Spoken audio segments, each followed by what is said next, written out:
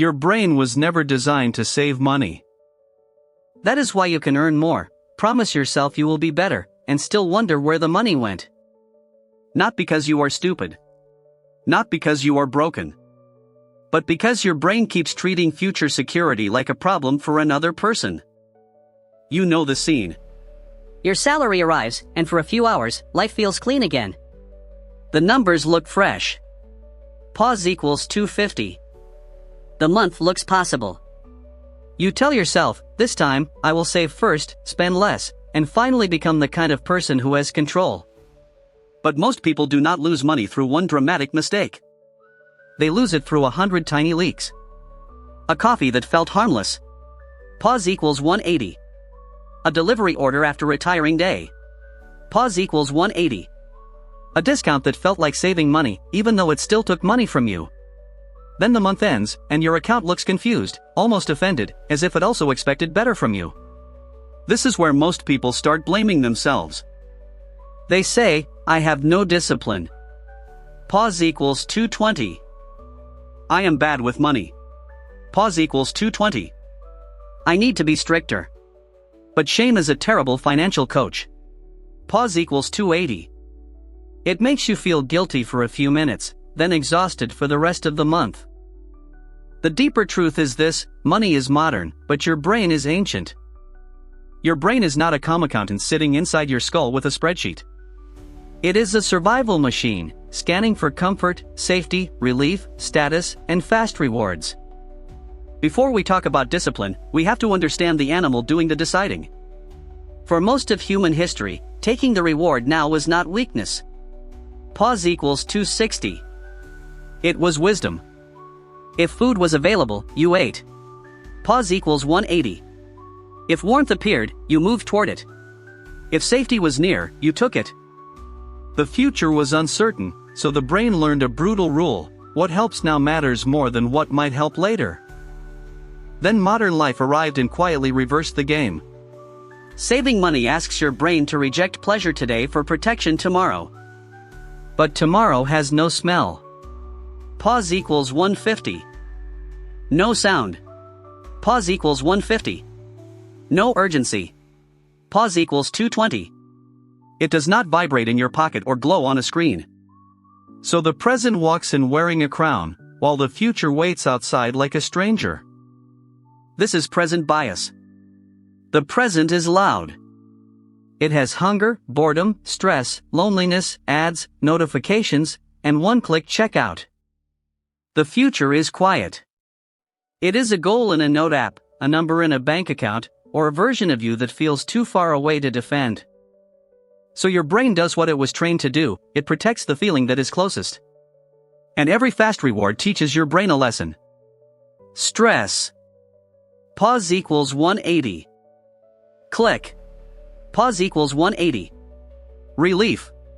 Boredom, scroll, buy. Pause equals 200. Tired, order food, feel better. Your brain does not remember the bank balance next Friday with the same intensity. Pause equals 250. It remembers the spark. Pause equals 180. It remembers the relief. This is the part that matters. Your brain was built for scarcity, but your phone was built by people who understand your impulses better than you do. Apps do not only sell products. Pause equals 220. They sell tiny emotional exits.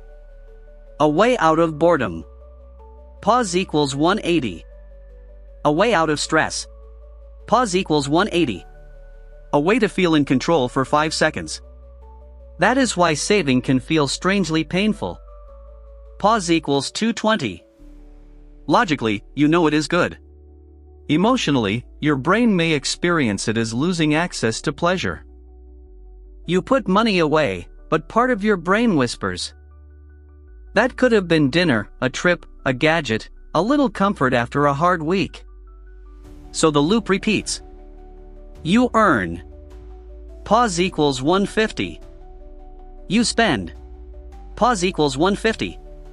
You regret. Pause equals 150. You promise. Then the same environment meets the same brain, and somehow everyone expects a different result. But a person does not rise to their financial hopes. Pause equals 250. They usually fall to their financial defaults. So the answer is not to hate your brain. The answer is to stop putting your brain in situations where it has to win the same fight every day. Willpower is useful, but it is expensive. Pause equals 260. You should not spend it on decisions that a system can handle for you. First, automate saving. Do not wait until the end of the month to save whatever is left. Pause equals 220. That is like asking hunger to manage your diet. Move the money first. Let it leave before your brain starts negotiating, explaining, and building a legal case for why you deserve one small reward. Second, separate money by purpose. When spending money and saving money live in the same place, your brain sees one pile and asks one question: can I use this?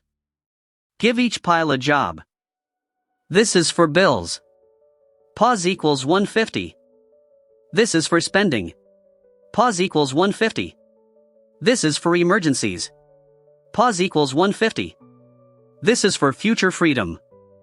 A named dollar is harder to steal from than a nameless one.